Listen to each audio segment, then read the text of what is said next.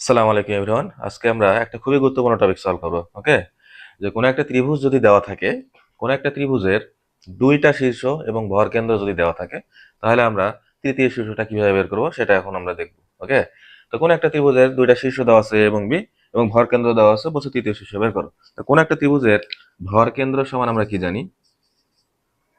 দেখো, যে x1 plus x2 plus x3 divide by কত 3 কমা y1 plus y2 plus y3 divide by কত 3, অর্থাৎ ভুজ তিনটা যোগ করে 3 দ্বারা ভাগ, কোটি তিনটা যোগ করে 3 দ্বারা ভাগ। তাহলে আমি তৃতীয় শীর্ষ ধরে নিলাম x, y। ওকে, তাহলে ভরকেন্দ্র সমান কত হবে? ভরকেন্দ্র তো দেওয়াই আছে 7, কত 1।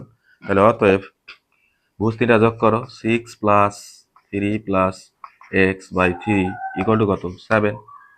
তাহলে এখান থেকে হচ্ছে এক্স প্লাস 9 21, আর এখানে কত হয় 9।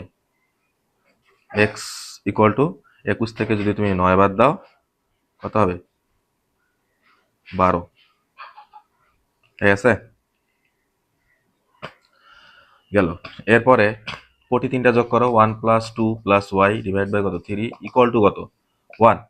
তাহলে ওয়াই প্লাস 3 ইকুয়াল টু হচ্ছে 3, তাই না? তাহলে ওয়াই এর মান কত 0।